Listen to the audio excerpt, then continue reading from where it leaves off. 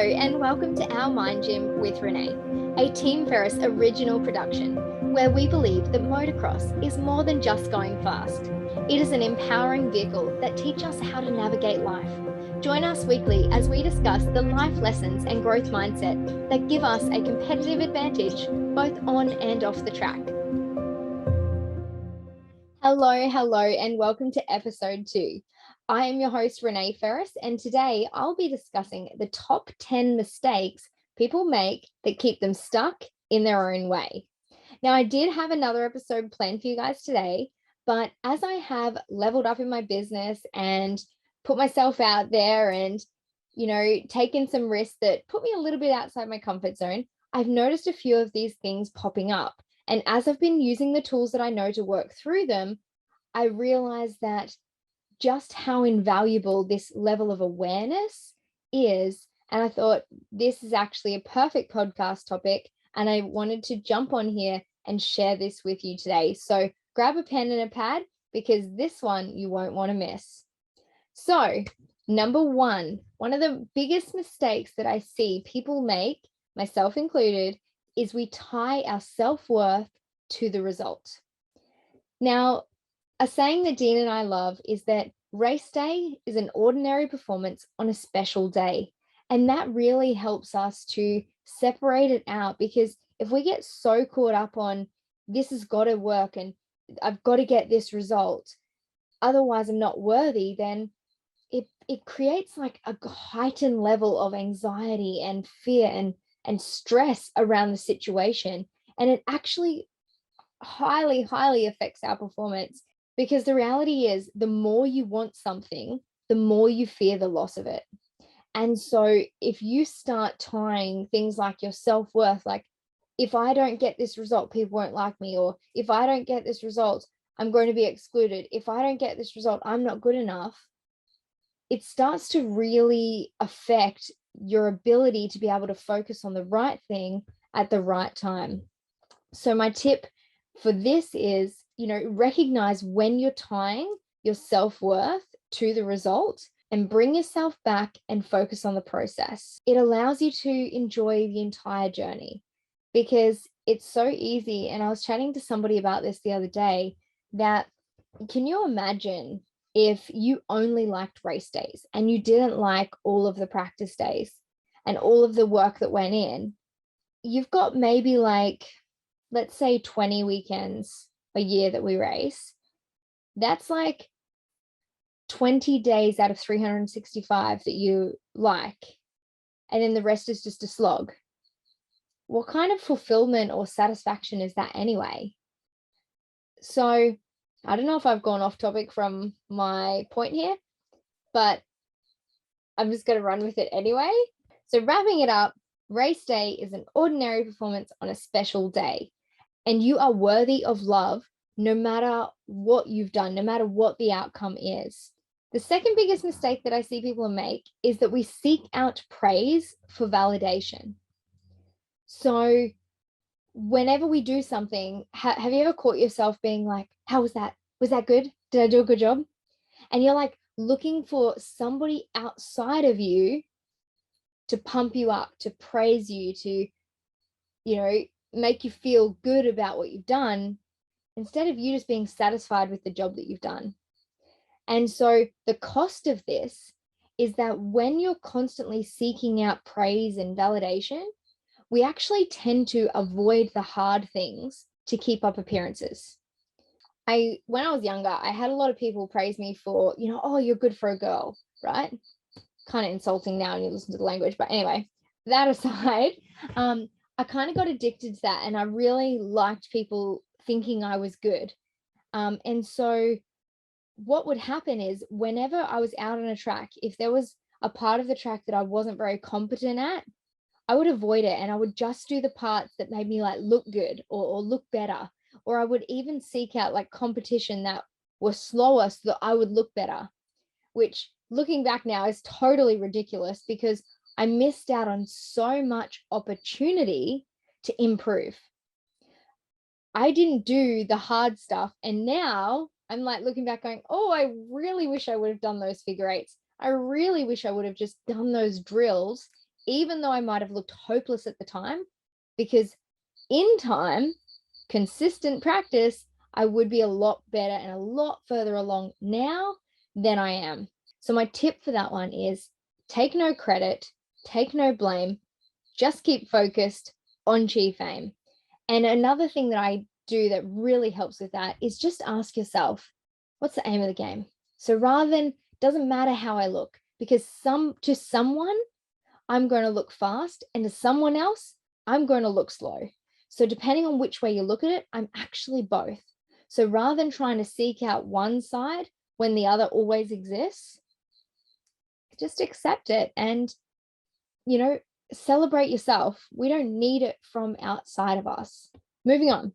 Number 3, we judge people that have the results that we want. Now, this is huge.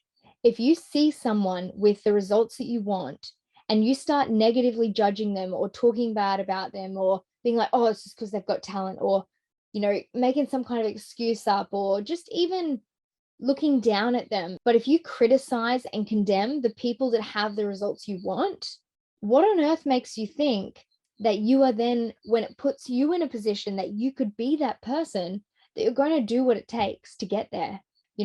If you are hating on the guy who's winning and always cheering for the underdog, the guy who's got to beat him, like, it wasn't that long ago, in 2018, when Dean was winning everything round after round after round, I started hearing people be like, oh, it'd be good if there's somebody else won, give somebody else a go.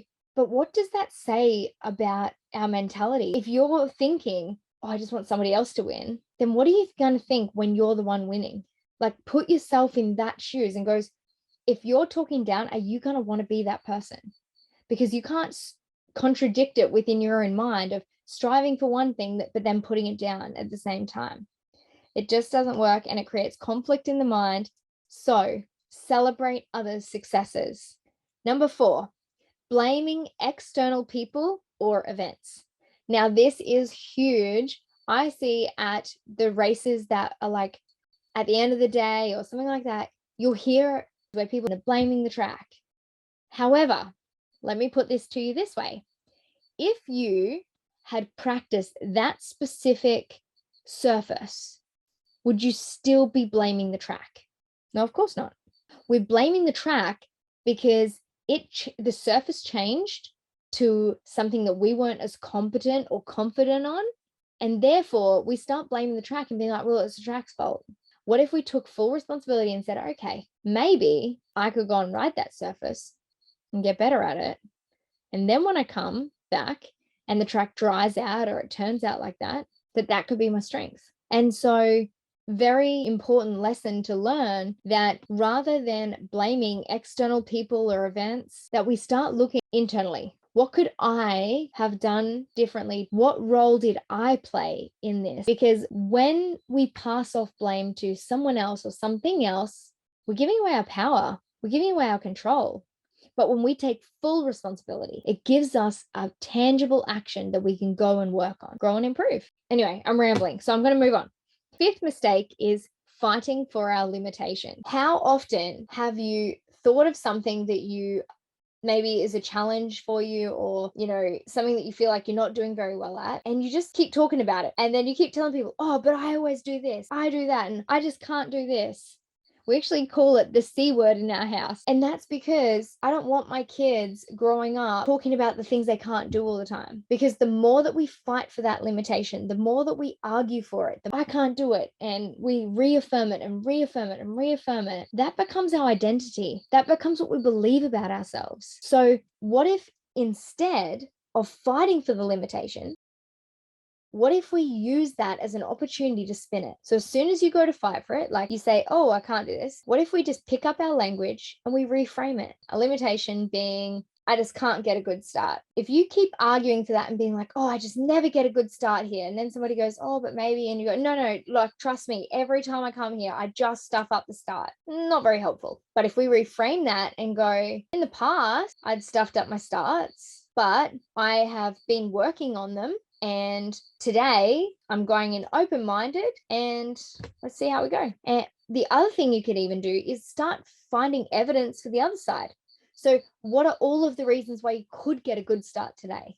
Okay, my bike has good power. My engine works good. I trust my bike speed. I've got enough power to get to the corner first. Great. I've got good energy. My reaction time's good, or whatever it could be. But find evidence for the other side. Rather than fighting for your limitations, find the evidence for the other side and argue against them, not for them. Number 6, trying to do everything at once and overcommitting. Can you imagine when you first start riding, and some of you listening may actually be starting to ride for the first time? If you are out there and you've got to think about your balance, your clutch, your throttle, your body position, the movements, everything on the bike. If you go and start trying to think about all of those things at once and try and literally improve all of them, can you imagine the mind boggle is trying to go on and the sheer load that you are putting onto your brain at that moment to try and think of all of those things? It just would never happen. You would get so overwhelmed that you end up not actually achieving anything. But if we just break it down to simple one thing at a time and measure the progress and go, okay, when I go out, I'm just going to focus on getting my clutch control. It really hones in that level of focus and allows you maximum capacity, brain capacity, to focus on that one thing. Then once you've done that, then you might come in, have a drink break, and then go out the next one. Okay, now I'm just going to focus on my throttle control. And again, that heightened focus has been proven to show huge results as opposed to one. So setting a clear intention and just focus on that one thing at a time. And I guarantee you that it will make a difference, because multitasking is a myth. I might even do a whole podcast episode on that. You never know. 7th mistake, stop learning once we find the answer. How many of us have done that, where we've learned something and then we've just gone, yep, shut that book. I know that now, moving on. When we do that, we miss other opportunities. There may just be another perspective or somebody who just knows it or will say something about it in a slightly different light that might give you a greater understanding of it. But if you just affirm that I already know this, I don't need to understand it again, we close our book and we lose our curiosity. And so I have a saying that I like to hold a strong conviction loosely held. So when I learn something, I hold on to it and I've got it there and I hold that as a strong conviction, like, yep, this is what I believe. But I hold it loosely because I want to know that if somebody offers me new insights or I see something different, I want to be open-minded enough to go, okay, maybe that isn't going to serve me anymore, that belief. And I could tweak it and twist it and add on to it and go, okay, now this. And I can learn more. Because the other thing is, as we go through life and we reach new levels, our old goals become the new normal. And so we then need to step it up a new notch and learn a new set on top of that. And this has been really evident in coaching. Like we have a look at the bikes right now are being evolved so much. Every year after year, these companies are spending millions of dollars innovating and researching and learning and improving the bikes, that we need to continually adapt. We can't just be stagnant, otherwise you'll fall behind. So adaptability is so key. And so my point here is, keep feeding your curiosity, even when you think you've found an answer. Embrace it, use it, either move on to another topic that you want to work on, but keep open and then keep going back and keep learning. Like I know Dean, even today, when we're out at the track, he's still searching for answers. We get off a lap time and he's like, okay, how could I improve that? What could I do? Yep, I knew that technique. I've nailed that. So now how can I make it better? And we're constantly trying to think of new innovative ideas and ways that we can adapt. And so never stop learning. Never, never, never stop learning. Very, very important. Number 8, our 8th mistake is we put others on pedestals, thinking that they have something we don't. There's a beautiful quote by Lisa Nichols that says, "Don't make me extraordinary to let yourself off the hook." And I really resonate with that, because it's like sometimes what we can do is we can put other people on a pedestal, think that they're better than us, think they have something that we don't, and then we minimize ourselves relative to them, and we don't believe that we can achieve what they can. We end up with a fixed mindset of, this is what I can do, that's what they can do, we're different, as opposed to believing that our talents can be developed through hard work, good strategies, and input.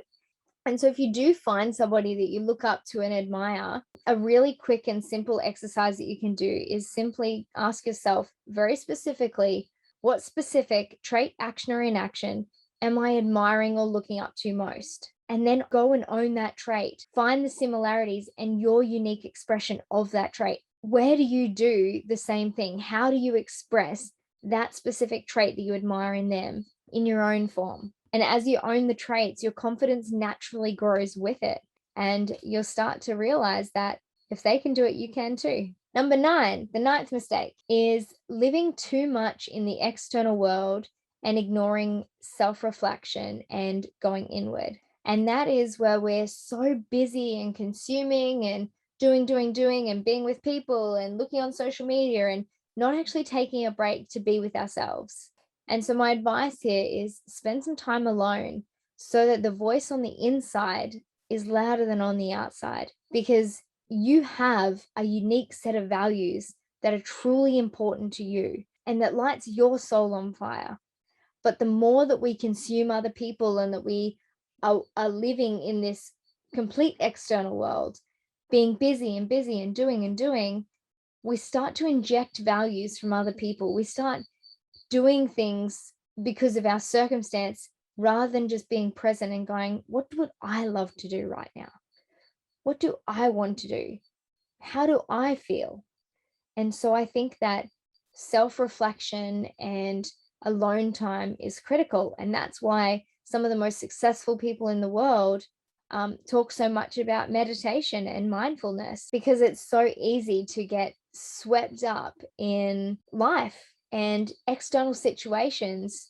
And we almost forget that peace comes from within, and that no matter where you are or what's going on, taking a moment to just be present and be able to hear your voice, because you have an innate wisdom inside of you that is far beyond what you can get in the external everyday world. Maybe a little bit too philosophical for this episode, but anyway, we went there. So my final 10th top mistake that we make that keeps us stuck in our own way is working hard, trying to force an outcome, pushing against the tide.